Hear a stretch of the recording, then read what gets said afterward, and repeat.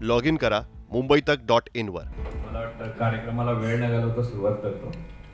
पहिल्यांदा एकच काही सेकंद एवढंच सांगतो की जय भीम फेस्टिवल जो इथे आयोजित करण्यात आला, चेतन कांबळेंनी मला विचारलं. एक तर संजय मित्र आहे, पण चेतन कांबळेंनी विचारल्यावर लगेच औरंगाबादला येणार का, तर मी क्षण विचार न करता हो म्हटलं. याचं मुख्य कारण असं की जय भीम फेस्टिवल ला आपण येणं आणि संजय राऊतांनी त्याच्यावर त्यांना बोलतं करणं हे आजच्या काळात म्हणजे आत्ताच्या क्षणी जो देश ज्या गोष्टीतून जातोय तेव्हा अतिशय महत्वाचं आहे.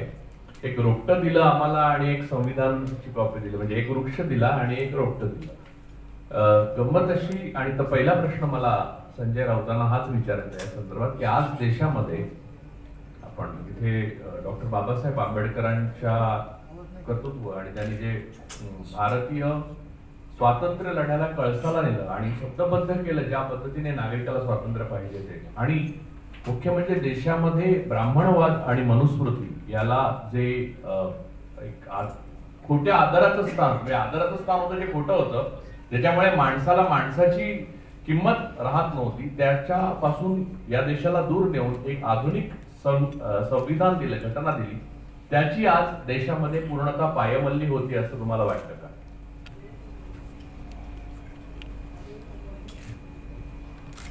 राजू, या देशात काय चाललंय हे याच्यावरती आपण नेहमी चर्चा करत असतो आणि विशेषतः मी जाहीरपणे बोलत असतो. पण जसं आपण मगाशी चेतन कांबळेचं कौतुक केलं तसं मलाही करायचं आहे. तर त्या मुलामध्ये ताकद आहे, तिने आपल्याला दोघांनी ते खेचून आणलंय. निश्चितच.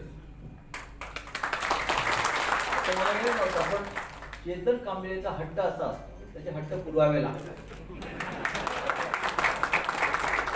एक मिनिट, त्यांनी मगाशी म्हणताना म्हटलं ते सौ दाऊद आणि एक राऊत, तिथे तो म्हणला की चेतन यांचं असं म्हणणं होतं की ते 100 जणांना घरी बसवलं, त्याने 5 कोणते वजा केले हे विचारलं. चेतन कांबळेचं भाषण मगाशी मी ऐकत होतो आणि त्याची वेदना पण मी ऐकत होतो. त्यातून एक जे मी नेहमी म्हणतो की ते हेच आहे की डॉक्टर बाबासाहेब आंबेडकर यांनी आपल्या देशाला जी दिशा दिली, जे नेतृत्व दिलं असेल, संविधान दिलं, सगळं ठीक आहे, पण त्यांच्या पुढे काय?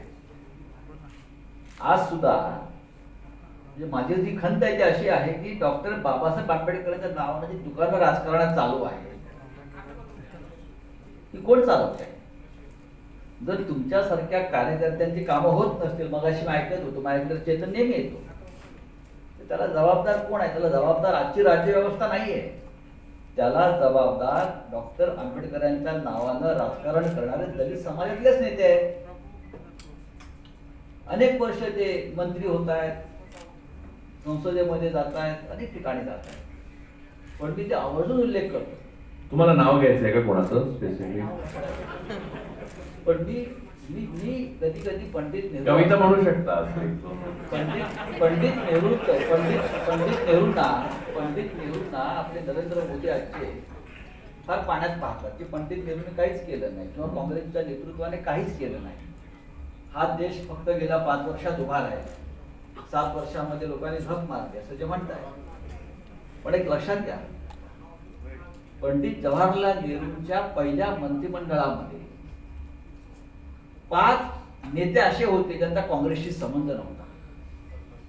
त्यातले डॉक्टर बाबासाहेब आंबेडकर होते, श्यामाप्रसाद मुखर्जी होते. म्हणजे अशा प्रकारे आपल्या मंत्रिमंडळामध्ये आपले विरोधक, राजकीय वैचारिक विरोधक यांना घेऊन त्यांना त्यांचं काम करू देणं, याला एक फार मोठी दृष्टी आणि मन लागतं.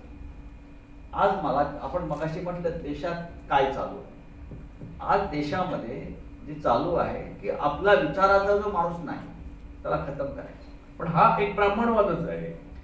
त्याला तुम्ही काही म्हणा, म्हणजे या मातीत मुरलेला ब्राह्मणवाद हाच होता की आपल्या विचाराचा नाही, त्याला वाईट टाका, त्याला गावकुसा बाहेर न्या, त्याला दूर करा. हे मग ही राजकीय गावकुसा बाहेर पाठवणं. इंदिरा गांधीने पण हे केलं.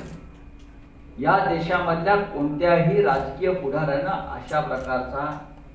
अशा प्रकारची भूमिका कधी घेतली नव्हती. ती आज दुर्दैवाने या देशात पाहायला मिळते. आणि त्याचे फार गंभीर परिणाम आपल्याला भविष्यात भोगावे लागतील त्या देशाला. कारण पंतप्रधान नेते येतात आणि जातात, पण अशा प्रकारे देशाचं खच्चीकरण जर या बदला काळात जे होतं आणि झालं पुढे, तर हा देश राहणार नाही. जो डॉक्टर आंबेडकरांनी जे संविधान आपल्याला दिलं त्याच्यावर जो हल्ला होतोय आज, मग ते स्वातंत्र्य व्यक्तिगत असेल, लिहिण्याचं असेल, बोलण्याचं असेल, काम करायचं असेल, संसदेचं असेल, न्यायालयाचं असेल, हे स्वातंत्र्य मागाशी आपल्याला ते पुस्तक दिलं भेट, त्या पुस्तकाचे स्वातंत्र्य लिहिलं आहे ना आपल्याला. डॉक्टर आंबेडकरांनी लिहिलेलं आहे ते स्वातंत्र्य, आणि ते स्वातंत्र्यात मला खतम होताना दिसतंय. आपल्यासारखे काही मोजके लोक आहेत जे बोलतायत, आवाज उठवतायत, पण त्याला काय अर्थ नाही. दुसरा एक तुम्ही उल्लेख केला आता बोलताना की पंडित जवाहरलाल नेहरूंचा उल्लेख केला. डॉक्टर बाबासाहेब आंबेडकरांचे त्यांचे म्हणजे जवळीक होती, प्रेम होतं आणि तीव्र मतभेद पण होते. तसं सगळ्या मोठ्या नेत्यांच्या बाबतीत होतं की म्हणजे खुद्द गांधीजींच्या बरोबर असलेल्या सगळ्यांबरोबर आपापसात मतभेद होते. खरं तर पटेलांनी बोसावर केस घातलेली, म्हणजे आश्चर्य, म्हणजे संपत्तीच्या मुद्द्यावर त्यांना काहीतरी गैरसमज झाला, असे अनेक मुद्दे आहेत. पण मुद्दा असा आहे की आता जो आपल्या मताचा नाही त्याला नष्ट करून टाका. म्हणजे आपण सुरुवात ABCD असे करतो. आता या सरकारने सुरुवात EDCB च्या ऐवजी आय केलंय, अशी सुरुवात करतात की विरोधकाच्या बाबतीत. तर या प्रकारे हे जे चाललेलं आहे ते तुम्ही दिल्लीतही बघताय, आणि आता एक वेगळ्या मताचं सरकार उभं आणण्यामध्ये तुमचा मोठा वाटा आहे, किंवा त्याच्या रोजच्या कामात तुम्ही सहभागी नसलात तरी तुम्हाला जवळून माहिती काय होतं. तुम्हाला असं वाटतं की आता आपल्याला जीएसटीचा निधी असो किंवा राज्यपालांकडे गेलेले 12 आमदारांची रिक्वेस्ट असो, मागणी असो, कोणती गोष्ट मान्यच होत नाही सरकारची, होऊच दिली जात नाही. हे संविधानात्मक आहे किंवा नाही, हे कोर्टात गेलं तरी त्याला न्याय मिळत नाही. तर अशा वेळेला या प्रकारचा जो वेगळा आवाज आहे, तुम्ही मगाशी म्हणला वेगळ्या आवाजाला काही अर्थ नाही जर आपण थोडेच लोक काढत राहिलो तर हा वेगळ्या आवाजाचा जो ज्वालामुखी खाली खदखदतोय तर फुटू शकत नाही. नक्कीच फुटेल. जेव्हा या देशातली जनता आपल्याला शांत दिसते तेव्हा ते आतून खदखदत असते. तुम्हाला माहिती आहे का, आणीबाणीच्या काळामध्ये त्या महाराष्ट्रामधलं चित्र बाहेर लोक फार शांत होते, लोक उठून रस्त्यावरती आली नव्हती. काँग्रेसचे नेते जेव्हा प्रचार करत होते त्या काळामध्ये 1978 सालामध्ये, तर मला स्वतः शरद पवार साहेबांनी पण अनेकदा सांगितलेलं आहे की सभेमध्ये लोकांचे रिॲक्शन उमटत नव्हते, लोक शांतपणे ऐकायचे. आणि तेव्हाच अनेकांच्या डोक्यात पाल फुटली की जनता शांत आहे, रिॲक्ट होत नाही, याचा अर्थ ती रिॲक्शन मतपेटीतून दिल्याशिवाय राहणार. आजही मला असं वाटतं ठीक आहे 2014 गेला असेल, 2019 सुद्धा गेला असेल, पण 2024ला हा स्फोट तुम्हाला झालेला दिसेल. इथे एक दुसरा मुद्दा विचारायचा असेल, म्हणजे हा त्याचा अनुषंगिक मुद्दा आहे आणि तो यायलाच पाहिजे. कारण इंदिरा गांधींच्या आणीबाणीच्या काळात नेत्यांना तुरुंगात टाकलं होतं आणि त्यांनी घोषित आणीबाणी होती ती स्वतंत्रपणे, पण निवडणूक आयोग आणि कोर्ट स्वतंत्र होती. उलट तुरुंगात टाकलेलं बरं असं वाटतं. निश्चित संपूर्ण देशात जो तुरुंग झालेला आहे त्यापेक्षा एकदा आम्हाला बरोबर, मला त्यांनी राजकीय कैदी होते आणि त्यांना तुरुंगात टाकलं आणि त्यांनी चांगल्या पद्धतीने जीवन व्यतीत केलं तुरुंगात टाकलं, व्यवस्थित हे दिसून येतं. काही लोकांना इंग्लिश कमोड पाहिजे होते ते इंदिरा गांधीने मानून दिले. हो, आणि आता नखं पण काढली जातात असं दिसून येतं. तर मुद्दा असा आहे की 2024चा जो तुम्ही उल्लेख केला तिथे एक मला म्हणजे भीती काय वाटते की निवडणूक आयोग आणि न्यायपालिका यांचं स्वातंत्र्यावर मुळातून घाला घालण्यात आलेला आहे. म्हणजे राहुल गांधींचं ते म्हणणं आणि ते सत्य आहे की संस्थात्मक स्वातंत्र्य जे आहे, जे संविधानाचं सर्वात महत्वाचं बेस आहे, पिलर आहे, ते संस्थात्मक स्वातंत्र्य संपवलेलं आहे. सरकार जे बोलतं, जे एक सरकार सुद्धा नाही, जी 4 माणसं 5 माणसं जे मुख्य बोलतात तेच सगळं बोलतात, तेच न्यायपालिका 2 माणसं बोलतात आणि अजून 2 माणसं बोलतात. ती न्यायपालिका तेच बोलतं, निवडणूक आयोग तेच बोलतं, सगळे जर ते बोलायला लागले तर लोकांच्या मतपेटीतल्या याचा ईव्हीएमचा एक मुद्दा आहे, तर ते मतपेटीतलं परिवर्तन तुमच्यापर्यंत पोहोचणारच नाही. या देशामध्ये किंवा राजकारणामध्ये बंगालच्या निवडणुकीत बघा ना, 8 फेज मध्ये इलेक्शन डिक्लेअर झाले, काय कधी होतं का असं? त्या जगात कोणी अमरपट्टा बांधून आलेलं नाही. सद्दाम हुसेन पण आला नाही आणि हिटलर सुद्धा नाही, कोणीच नाही. अमरपट्टा कोणी बांधलाय का? नाही. ट्रम्प हा सर्वशक्तिमान होता 1 महिन्यापर्यंत. माय फ्रेंड. माय फ्रेंड तो राहिला आणि हिंदुस्थानमध्ये असा अमरपट्टा घेऊन जन्माला आलो त्या सदैव मी ही जेव्हा जेव्हा मस्ती त्या नेत्याच्या मुखातून तो वर्तनातून बाहेर आले तेव्हा तेव्हा त्याच्या अंतकाळाला सुरुवात होती. हा इतिहास बदलला जाणार नाही आणि हा इतिहास महाभारत आणि पुराण काळापासून आहे. या देशाच्या मातीतच आहे हे सगळं. मी जेव्हा पाहतो मी फार जवळून पाहतो या सगळ्या लोकांना, अभ्यास करतो. आपण पत्रकार आहोत, आपण लेखक आहोत, आपण राजकारणामध्ये आहोत आणि मला ते दिसतंय समोर की ती वेळ आता समोर आलेली आहे आणि समोर नेता आता कोणी नाही. या क्षणी यांच्या समोर नेता आहे का कोणी नाही. पण नेता नसला तरी काही हरकत नाही, पण लोक बदल घडवतील. आणि मी तर नेहमी म्हणतो आता उद्धव ठाकरेंना, मी नेहमी म्हणतो त्यांना की आता तुम्ही दिल्लीत जायला पाहिजे. हे राष्ट्र आपली वाट बघतंय. राष्ट्राला तुमच्यासारख्या नेत्याची गरज आहे ज्याच्या छत्राखाली या देशातले सगळे प्रमुख विरोधी पक्ष असतील, रिजनल पार्टीज असतील, तेव्हा प्रादेशिक म्हणतो, ज्यांना हे उलथवायचं आहे की ज्यांना हे बदलायचं आहे त्यांना एका नेत्याची गरज आहे. आणि मला आता या क्षणी ते नेतृत्व महाराष्ट्रामध्ये दिसतं. या संदर्भात तुम्हाला राहुल गांधींबद्दल काय वाटतं? नाही, मला राहुल गांधी हा एक सरळ प्रामाणिक नेता आहे. त्याच्या प्रामाणिकपणाविषयी शंका घ्यावा असं काही नाही. त्यांना एका जवळ मी पाहतोय. पण बुद्धिमत्ता पण अव्वल असावी. नक्कीच आहे. तरीही मला असं वाटतं की समोर जी ताकद आहे सत्तेची, पैशाची, ती फक्त राहुल गांधीची बदनामी आणि राहुल गांधीचं खच्चीकरण ह्याच्यावर सगळ्यात जास्त खर्च केली जाते आहे की समोर नेतृत्व कुठलं उभं राहू द्यायचं. राजू कुरळेकर उभे राहिले की त्याला खच्ची करा, संजय राऊतला खच्चीकरण करा. समाजामध्ये, राजकारणामध्ये, सर्व क्षेत्रामध्ये उभंच राहू द्यायचं नाही, नेता उभा करायचा नाही. विरोधक मुक्त भारत या देशात आपल्या विरोधामध्ये, या लोकशाहीमध्ये विरोधाचा सूर ठेवायचा नाही, ही जी भूमिका मांडली जाते किंवा त्या पद्धतीनं काम केलं जात आहे त्याचे बळी राहुल गांधी. राहुल गांधीपेक्षा अत्यंत बकवास लोकांत राजकारणामध्ये काम करतात. सत्तेमध्ये आहे, निश्चितपणे सत्तेमध्ये आहे. राहुल गांधींच्या पदव्या खऱ्या आहेत, सगळं खरं आहे. त्याचा प्रामाणिकपणा आहे, सच्चा आहे, तो खरं बोलतोय, तो खोटं बोलत नाही. हे महत्वाचं आहे. तो देशाशी खोटं बोलत नाही, त्याला आपला मर्यादा माहिती आहे. पण त्याचा काँग्रेस पक्ष ज्या पद्धतीनं फोडला जातोय वारंवार, त्यांच्या हातातली सरकार खतम केली जात आहे, त्याचा अर्थ की त्यांना काँग्रेस पक्ष किंवा विरोधक या देशात ठेवायचं नाहीये. म्हणजे लोकसभेमध्ये विरोधी पक्ष नेतेपदी मिळू दिलं जात नाही. राज्यकर्ता जो असतो तो दिलदार असावा लागतो. हिंदुस्थान सारख्या देशाचा राज्यकर्ता याचं मन मोठं असायला पाहिजे. तो कोणी असेल, इथे मनच दिसत नाही. इथे मी 2018 साली सुब्रमण्यम स्वामींची मुलाखत घेतली होती. तेव्हा त्यांना प्रश्न विचारला, त्याने प्रामाणिकपणे खरं उत्तर दिलं होतं. म्हणजे साधारणपणे ते देतात प्रामाणिकपणे आणि फटकळ पण आहे ते की विरोधकाच्या बाबतीत, म्हणजे तुम्ही नंतर त्याच्यानंतर डायरेक्ट त्या प्रश्नाच्या कवेत आलेत तुम्ही. म्हणून आता तो प्रश्न तुम्हाला विचारतो की विरोधक संपवण्यासाठी केंद्रीय एजन्सीज वापरण्याची पद्धत, आणि मी म्हणूनच विचारणार आहे, तुम्ही भुक्तभोगी आहात, मी सांगतो त्याच्यावर येतो. तर मुद्दा असा आहे की विरोधक सरळपणे जर संपत नसेल तर त्याचं चारित्र्यावर, म्हणजे call him dog and shoot him, अशी एक फॅसिस्ट पद्धत आहे की आधी त्याचं चारित्र्य कलंकित करायचं प्रपोगंडा करून आणि नंतर त्याला एजन्सीज मागे लावायच्या.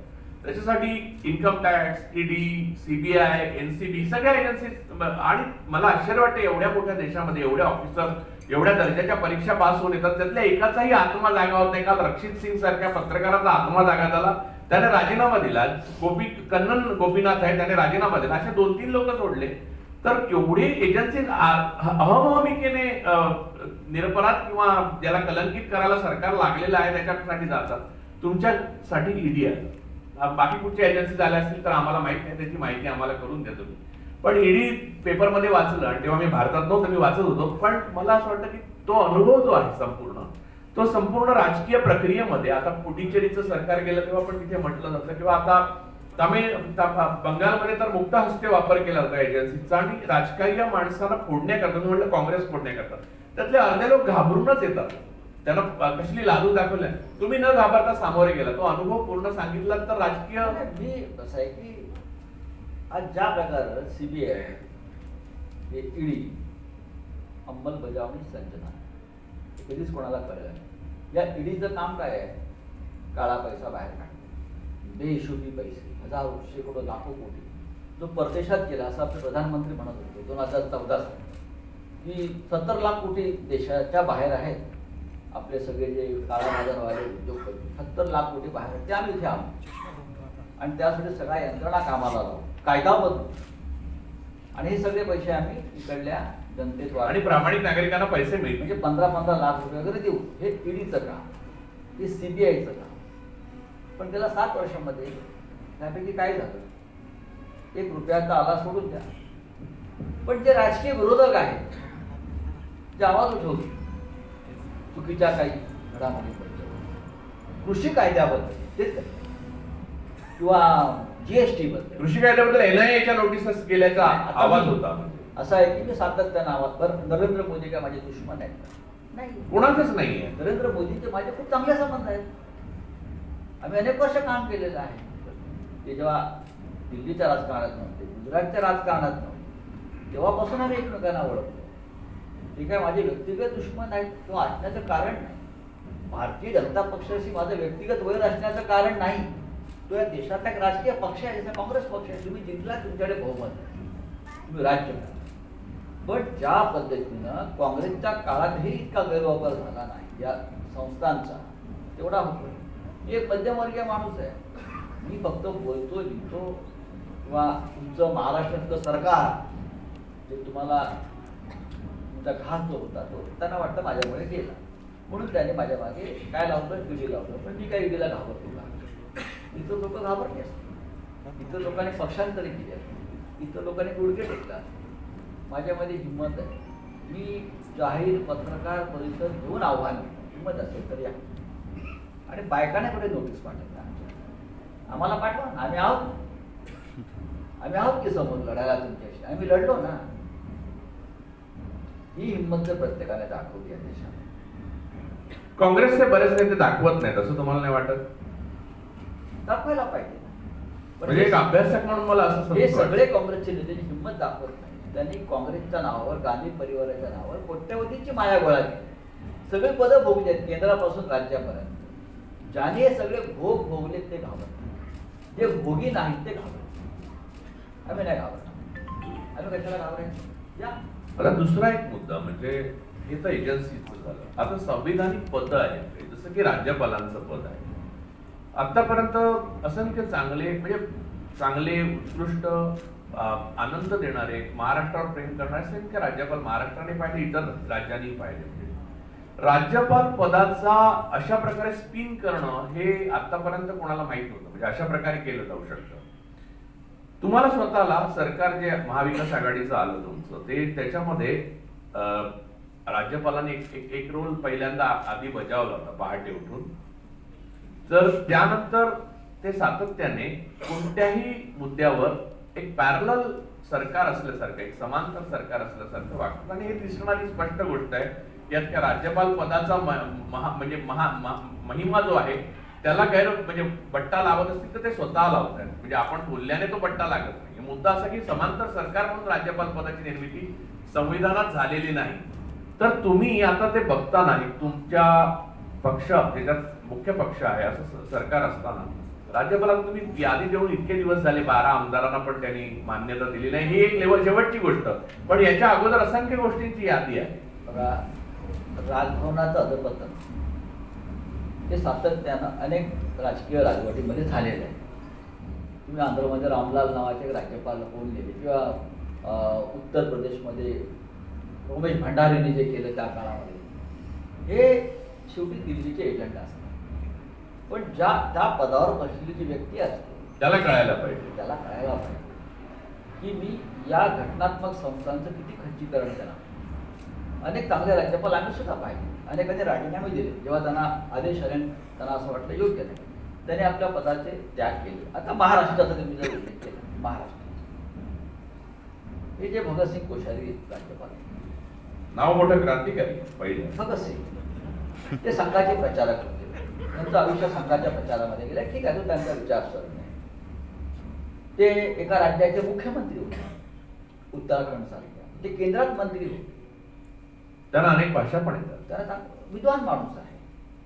ते राज्यसभेत माझ्याबरोबर होते, माझ्या शेजारी बसत होते. त्यांचे माझे खूप चांगले संबंध. सरकार स्थापनेच्या तुमच्या सगळ्यांशी चांगले संबंध आहेत. कारण तसं मी बरा माणूस असं मानतो. कोणी काय म्हणतं. म्हणजे माझ्याविषयी तसं लोक काही म्हणत असले तरी मी स्वतःलाच म्हणतो मी बरा माणूस आहे. हे आपण ठरवायचं. कधीतरी स्वतःलाच म्हणायला लागतं. हो, हे आपण ठरवायचं असतं. लोक आपल्याला म्हणत नाही, आपण म्हणायचं मी बरा माणूस, मी बरा वागतोय ना लोकांशी, तो परत मी बरा आहे. तर कोश्यारी. आता हे कोश्यारी साहेब आपले जे आहे ते आता एक वडीलधारी कुटुंब लोक बसले तसेच तिथे बसलेले असतात, टोपी वगैरे घालून आजोबांसारखे असतात ते. आणि मी त्यांचा आदर करतो. अनेकदा ते आम्ही जेव्हा चर्चा केली तेव्हा अनेकदा चर्चेतून सरकार जे विषय निघतात त्यांनाही वाटतं की त्यांच्या विचारांचं सरकार महाराष्ट्रात यावं, हे राज्यपालांना वाटतं. बहुधा मग त्यांच्या विचारांचं सरकार यावं म्हणून त्यांची ती नेमणूक केली आहे का, हे जर असेल तर ते घटनात्मक त्या पदाचा सरळ सरळ गैरवापर आहे.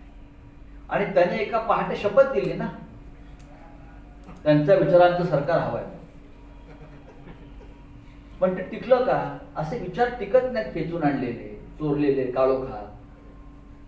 त्यांची तडफड आहे राजभवनाची. मी व्यक्ती म्हणत नाही, राजभवन ही संस्था आहे. तडफड आहे की माझ्या विचाराचे सरकार कधी येईल. आणि जोपर्यंत माझ्या विचाराचे सरकार येत नाही तोपर्यंत मी आज लोकशाही मार्गाने आलेल्या या सरकारशी असहकार पुकारतो. हे अत्यंत घातक. असं असेल तर राजभवनाची गरज नाही, या देशाला राष्ट्रपतीची गरज नाही. तुम्ही जर अशी कळसूत्री बाहुली आणून बसवणार असाल, हे पांढरे हत्ती मग त्यांना म्हणावं लागेल, याची देशाला गरजच नाही. 12 राज्यपाल नियुक्त नावं सरकारने पाठवली, मंत्रिमंडळानं एकमतानं पाठवली. मंत्रिमंडळाचा निर्णय मान्य करणं हे राज्यपालावर बंधनकारक असतं. आज 8 महिने होत आले, राज्यपाल घेऊन बसले खाली, पायाखाली घेऊन बसले. हे योग्य आहे का याचा विचार त्यांनी केला पाहिजे. ज्यांना त्यांनी नेमलाय त्यांनीही केला पाहिजे. पण आज स्वतः विचार करत नाही, दुसरा विचार करू दिला. पण संघ विचारामध्ये ह्या पुस्तकाला मानायचं नाही असं मूळ अनुस्यूतच आहे. हे तुम्हाला त्यांचं संविधान वेगळं असेल, पण मी एकच संविधान मानतो, ते डॉक्टर आंबेडकर. आपण सगळेच मानतो. आम्ही मानतो. मगाशी कोणतरी बोलताना असं म्हणलं की आमचे बाबासाहेब, सर्वांचे बाबासाहेब. हा हो, म्हणजे हा एकमेव नेता असा आहे, डॉक्टर बाबासाहेब आंबेडकर असतील, छत्रपती शिवाजी महाराज असतील, ते सर्व व्यासपीठावर त्यांची तस्वीर आम्ही लावतो. काही लोक लावत नाहीत, काही लोक फक्त ते राजकारणासाठी वापरतात. डॉक्टर बाबासाहेब आंबेडकर हा काय राजकारण करण्याचा विषय नाहीये. कधीच मी तुम्हाला नेहमी सांगतो, या देशामध्ये 2 दैवत आहेत असे बाळासाहेब ठाकरे सांगायचे. हे आम्ही लहानपणापासून ऐकतो. 2 दैवत कोणती? एक छत्रपती शिवाजी महाराज आणि दुसरे डॉक्टर बाबासाहेब आंबेडकर. या 2 दैवताशिवाय दुसरी दैवत नाहीत म्हणायचे बाळासाहेब. यानेच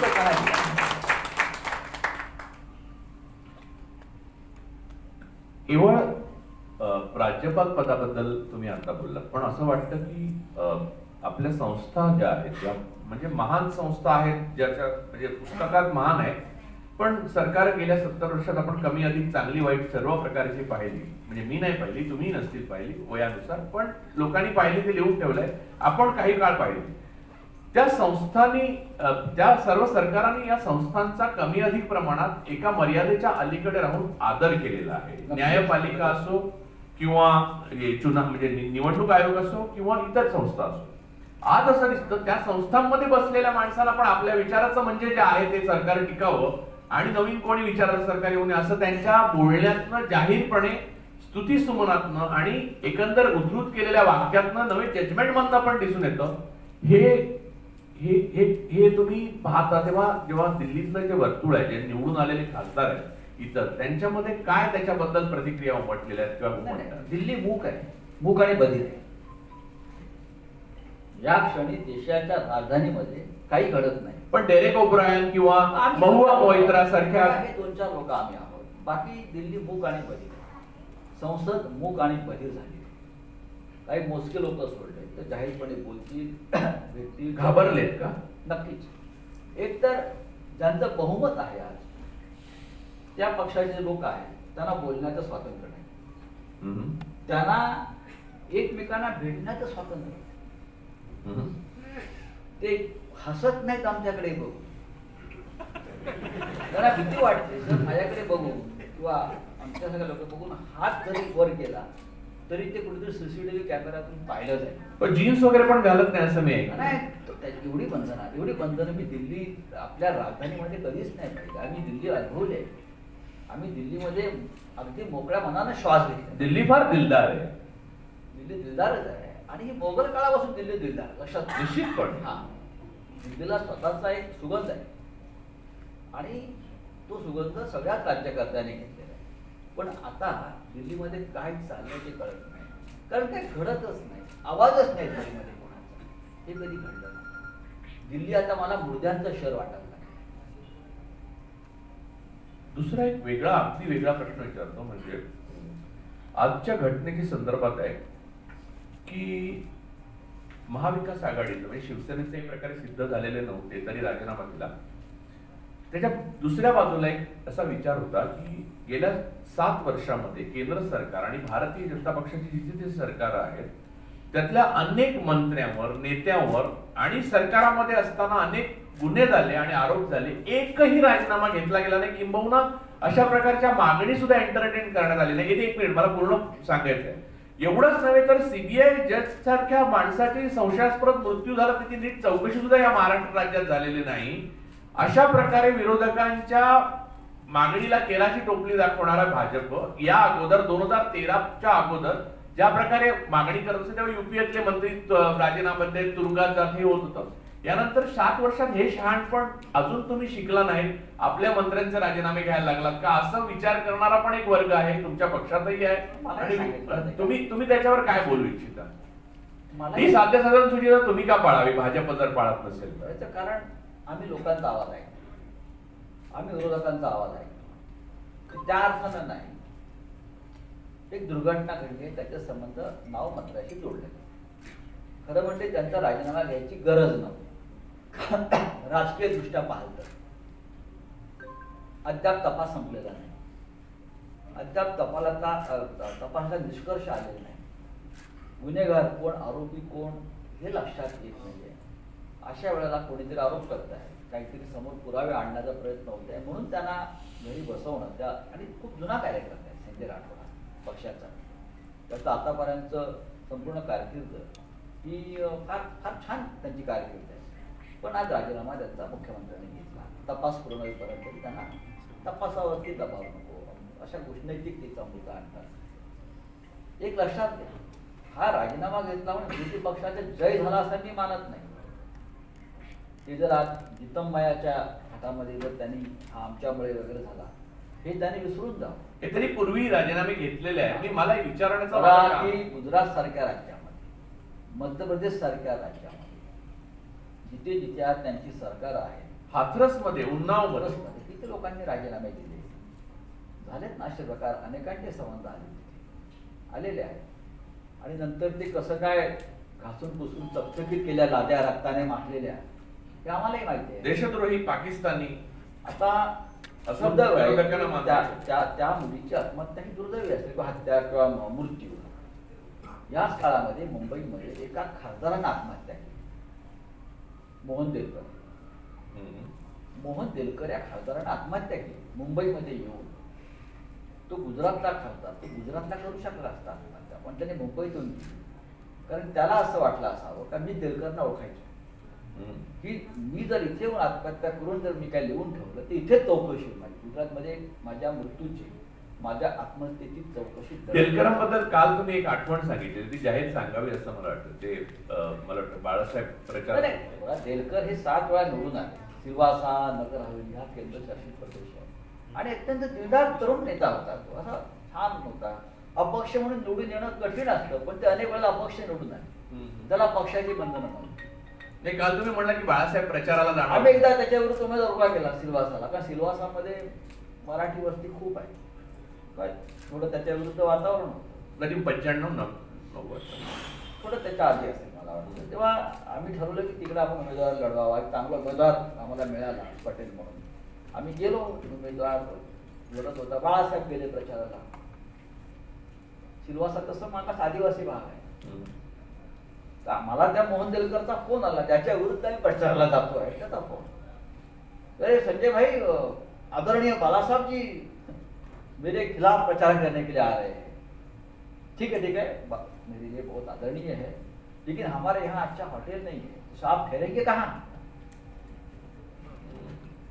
लोग क्या नाही इथे म्हणे फार चांगली हॉटेल नाही आहे किंवा गेस्ट हाऊस पण चांगलं नाही आहे, तो बाळासाहेबांची गैरव्यवस्था होती. ते काम करा, बाळासाहेबांना सांगा तुम्ही माझ्याच घरी थांबा. आणि तो त्याच्यानंतर म्हणला की जिंकणार तर मीच आहे म्हणून. लोग तुझ्या घरी थांबून कर, तुझ्या विरुद्ध नाही होने दो, उसमें क्या है. बाळासाहेब है, मेरे घर में आएंगे और मेरे खिलाफ प्रचार करो, कोई नहीं जीतने वाला. पण एवढा उमद्या माणसाचा असा मृत्यू व्हावा आणि मला गुड आहे त्याच्यामध्ये वाटतं. खरं म्हणजे इतकं गुड आहे की विरोधी पण पक्षाला त्यांनी एक मृत्यूच्या वेळेला जबाबदारी टाकली तुमच्या सरकारवर. हे लक्षात आलं का? त्यांनी मृत्यू पत्करला, जो आत्महत्या केली ती महाराष्ट्रात येऊन केली. याचा अर्थ त्यांना असं वाटलं की महाविकास आघाडीचं वेगळं सरकार आहे, ते नीट चौकशी करून माझ्या मृत्यूला तरी न्याय देतील. तर तुम्ही देणार का म्हणजे न्याय? देणार. माझं या संदर्भात किमान 2 वेळा तरी माननीय मुख्यमंत्र्यांची चर्चा झाली आहे की त्याला जर न्याय द्यायचा असेल, त्याने मुंबईतून आत्महत्या का केली त्याची मानसिकता समजून घ्यायला पाहिजे. आपण ही आत्महत्या आहे, तो त्याच्या घरात करू शकला असता, कुठे करू शकला असता, गुजरातमध्ये त्याच्या हत्यार, पण त्यांनी मुंबईत येऊन, म्हणजे महाराष्ट्राच्या पोलिसांवर त्याचा विश्वास की मी मरेन, पण माझं जे बलिदान आहे, मी जे लिहून ठेवलं त्याच्यावरती हे पोलीस तपास करतील आणि आरोपींना पकडतील. आणि त्याच्या जे हे आहे डिक्लेरेशन, सुसाईड नोट, त्यात त्यांनी जी नावं टाकली आहेत ते भारतीय जनता पक्षाच्या संदर्भात नाव आहेत सगळी. पण अशी अनेकांनी आतापर्यंत मोठमोठ्या लोकांनी डेथ नोट मध्ये नावं लिहून ते गेले, पण त्यांची 7 वर्षात कधी चौकशी झाली नाही. होय होय, काळाच्या पोटात काय घडलं ते मी आता सांगू शकत नाही. मला पूर्ण खात्री आहे, मी अत्यंत या बाबतीत आशावादी आहे आणि मला विश्वास आहे. यासाठी कदाचित आपल्याला बलिदान द्यावं लागेल, पण आपण दिलं पाहिजे. इथे अजून एक महत्वाचा प्रश्न असा की रोज आणि कायम सातत्याने एक मुद्दा पुढे येतो की महाविकास आघाडीचं सरकार आता ऑपरेशन लोटस करून आम्ही पाडणार की त्याच्यासाठी पहिल्यांदा आमदार फोडणं वगैरे ह्या सगळ्या गोष्टी आता मागे पडल्या. आता चौकशी करू, आम्ही निवडणुका प्रतिज्ञापत्रातल्या चुका काढू, काहीतरी करू, पण हे सरकार पाडू. तुम्हाला किती शक्यता वाटते या सरकारला धोका असतो? शुद्ध हे सरकार त्याचा कालावधी पूर्ण करतं. सरकार पाडण्यासाठी पहिल्या दिवसापासून प्रयत्न सुरू, किंबहुना हे सरकार अस्तित्वातच नाही अशा तऱ्हेनंच काम चाललं होतं. विरोधी पक्षाचे प्रमुख लोक म्हणजे minister in waiting, chief minister in waiting या पद्धतीनंच होतं की मी विरोधी पक्षात नाहीच आहे, मला आता महिन्याभरात परत शपथ घ्यायची. पण हे करता 1.5 वर्ष निघून गेले. आता पुढली 3 वर्ष नंतर तर 5-6 महिने सगळे आचारसंहिता जातात. पण हे सरकार उद्धव ठाकरे यांच्या नेतृत्वाखाली त्यांचा कालावधी पूर्ण करणार आणि 3 पक्षांपैकी एकही पक्ष इकडे तिकडे होणार नाही आणि एकही आमदार इकडे तिकडे जाणार नाही. हे सगळ्यांना माहिती आहे, हे केंद्रालाही माहिती आहे, हे राज्यपालांनाही माहिती आहे, आमच्या हे गृहमंत्र्यांनाही माहिती आहे, हे प्रधानमंत्र्यांनाही माहिती आहे. हे सरकार आता जात नाही. त्याच्यामुळे या सरकारशी असहकार पुकारायचा. सरकारचे जे महत्वाचे खांब आहेत, स्तंभ आहेत, टेकू आहेत, त्यांना डळमळीत करण्याचा प्रयत्न करायचा, दहशत निर्माण करायची, हे हातखंडे प्रयोग सुरू झाले. पण त्यानेही काही होणार नाही. मी आता सांगतो, अजिबात होणार. जोपर्यंत आमच्यासारखे लोक आहेत, शरद पवार आहेत, काँग्रेसचे काही प्रमुख लोक आहेत, यांनी ठरवलेलं आहे की पडेल ती किंमत देऊन महाराष्ट्रातलं सरकार आपल्याला ठेवायचं. दुसरा प्रश्न, शरद पवार साहेबांचं तुम्ही नाव घेतलं. आत्ताची नेतृत्वपेक्षा विरोधकांच्या एक कोएलिशन, एक गठबंधन केंद्रामध्ये दिल्लीमध्ये उभं राहून ते सशक्तपणे म्हणजे जसं की आता बंगालमध्ये, महाराष्ट्रामध्ये, पंजाबमध्ये शेतकऱ्यांच्या विरोधात म्हणजे जे नाव घेतायत त्या म्हणजे जो डाव्या विचाराचा आहे, जो लिबरल आहे, तो अर्बन नक्सल, जो पंजाबी आहे आणि जो शेतकरी आंदोलनात तो खलिस्तानी, जो भाजपच्या विरोधात बोलतो तो पाकिस्तानी असं बोलणाऱ्या म्हणजे संपूर्ण म्हणजे त्या विचाराला अर्थानं आपण दोघे पाकिस्तान म्हणजे पाकिस्तान को जाओ, आपण पाकिस्तान को जाओ काही असं. दिवसांनी फरमान नाही. म्हणजे आम्हाला काही चॉईस नाहीच आहे. पाकिस्तान शिवाय काही देशच नाही की आम्हाला जायचं असेल तर आम्ही तिकडे जाऊ शकतो. खरं म्हणजे पाकिस्तान इथे जोडण्याची त्यांचं भूमिका होती, मूळ होती. मूळ. आताही 2019च्या प्रचारामध्ये 2014 साली पाकिस्तान नकाशावर राहणारच नाही म्हणून आम्ही त्यांना मतं दिली आहेत ना की पाकिस्तान हिंदुस्थानला जोडणार. हे काय बलुचिस्तान वगैरे वगैरे सगळे आहेत ना प्रकार सगळे तिकडले ते इथे जोडणार आणि हा एक विशाल हिंदुस्थान होणार हे आमचंही स्वप्न आहे. म्हणजे आपल्या देशात फिरायचं आहे थोडक्यात. हो, त्याच्यामुळे ठीक आहे, चालेल. नाही, त्याच्यात एक मुद्दा असा की पवार साहेबांचा जो रोल असायला हवा की या सगळ्या ज्या आता बंगालमध्ये ममता दीदी आहेत किंवा पंजाबमध्ये कॅप्टन अमरिंदर सिंग आहेत किंवा असे कम्युनिस्ट पार्टीचे नेते आहेत, तर सगळ्यांशी पवार साहेबांचे जुने आणि सलोख्याचे संबंध आहेत. जसं तुम्ही म्हणता की हा ओळखीचा आहे, हा माझा मित्र, तर पवार साहेब सरळ सांगू शकतील की यातला एकही मूक झालेले सर्वजण त्यांचे मित्र आहेत जवळपास. तर त्यांना एकत्र आणून सर्वात ज्येष्ठ तेच आहेत आता आणि वयानुसार सुद्धा त्यांना ज्येष्ठत्व आहे आणि अनुभवाने पण आहे आणि ते ज्ञानी आहेत राजकारणामध्ये. तर ते का नाही याबाबत पुढाकार घेत? तुम्ही एवढ्या जवळून जरा पाहताय तर त्यांचं कुठची हालचाल दिसत नाही या संदर्भात. मला असं वाटतंय की मी मागे एक विषय असा मांडला होता, त्याच्यावरती काही लोकांनी स्वागतही केलं, काहींनी नाराजी व्यक्त केली. आज एनडीए हा प्रकार अस्तित्वातच नाही. एनडीए आम्ही एनडीए मध्ये होतो, प्रकाश सिंग बादल होते सगळे, आज एनडीए सगळे बाहेर. चंद्राबाबू होते, चंद्राबाबू ते तर कोऑर्डिनेटर होते. पण त्याच वेळेला काँग्रेसच्या नेतृत्वाखाली जे युपीए आहे त्या युपीएचं सुद्धा अस्तित्व दिसत. एक काँग्रेस बरोबर एनसीपी सारखा एका दुसरा पक्ष सोडला तर युपीए कुठे आहे? आम्ही सुद्धा युपीए मध्ये नाही आहोत. युपीएचं पुनर्गठन केलं पाहिजे, युपीएचं पुनर्गठन केलं पाहिजे. भाजपा विरोधी पक्ष आहेत त्यांचं पुनर्गठन केलं. एनडीए काय होतं? एनडीए काँग्रेस विरोधी आम्ही एकत्र आलो, आता ती गरज संपली. आणि युपीए आज मजबूत का होत नाही? बरेच प्रादेशिक पक्ष आहेत हे काँग्रेसच्या नेतृत्वाखाली काम करायला तयार नाही, अजिबात नाही. आम्ही अनेकांनी प्रयत्न केले त्या संदर्भात. तर मला वाटतं की काँग्रेसचं संघटन वेगळं ठेवलं पाहिजे, त्यांनी मजबूत व्हावं आणि युपीए वेगळं ठेवलं पाहिजे. तर तुम्ही त्याच्यात जायला तयार आहात? आणि युपीएचं नेतृत्व हे शरद पवारांसारख्या एका ज्येष्ठ नेत्याकडे जर दिलं सगळ्यांनी मिळून, काँग्रेससह, अर्थात काँग्रेसच्या संमतीशिवाय ते होणार नाही, दिलं तर मी सांगतो तुम्हाला की एक मजबूत आघाडी या देशात निर्माण होईल. सगळे येतील, अगदी चंद्राबाबू पासून ममता तर येईल, आमच्यासह प्रकाश सिंग बादलांचा सगळे जाते. बघा, एक गरज आहे आणि यासाठी पुढाकार घेतला पाहिजे शरद पवारांच्या बरोबर उद्धव ठाकरे यांनी. आज त्यांची एक राष्ट्रीय इमेज निर्माण आहे. महाराष्ट्राचे मुख्यमंत्री म्हणून एक अशा प्रकारचं सरकारचे नेतृत्व करतायत आणि आव्हान स्वीकारलेलं आहे आम्ही सगळ्यांनी त्यांच्याबरोबर. त्याच्यामुळे महाराष्ट्र देशाचं अशा प्रकारे नेतृत्व करू शकेल ही एक भावना आहे. पण उद्धव ठाकरे स्वतः किती उत्सुक आहेत केंद्राची, केंद्रीय असं आहे की ते मुख्यमंत्री व्हायला उत्सुक म्हणून. म्हणजे तुम्ही बनवताय, आता ठरवताय काय? असं नाही, बनवताय म्हणजे बघा, भूमिका बनवताय. त्यांची इच्छा नव्हती मुख्यमंत्री होण्याची, पण ती गरज आहे महाराष्ट्राची, महाविकास आघाडी. तर देशाची गरज म्हणून सुद्धा आता प्रत्येक वेळेला एक आपण ज्याला आपत धर्म म्हणतो, ती गरज म्हणून महाराष्ट्राच्या या दोन नेत्यांनी, पवार ज्येष्ठच आहेत पवार साहेब आणि उद्धव ठाकरे यांनी हे प्रयत्न केले पाहिजे, एक मोठी आघाडी निर्माण करून. नाहीतर दमन चक्रामध्ये सगळे भरडून निघतील. पहा बंगालला काय चाललंय, ती बाई लढते, अख्खा देश तिच्यावर तो उभा केला, पण ती लढते. 10 एजन्सीज, अख्खा चुनाव आयोग, एवढे ऑफिसर, सरकार बनत 6 मुख्यमंत्री. बघा, महाराष्ट्रामध्ये सरकार बनत असताना आमच्यावर दबाव आले नाहीत का? आम्ही त्याचं भांडवल केलं. दबाव अजूनही आमच्यावरती आहे, अजूनही माझ्यावर दबाव येतो, अनेक अनेक विषयात दबाव येत असतो. पण एकदा ठरलंय आपलं मन खंबीर आहे. पोलादी पुरुष फक्त एकच नाही, या देशामध्ये अनेक असे पोलादी पुरुष आहेत, तो लढण्यासाठी तयार असतात. आम्ही लढू ना.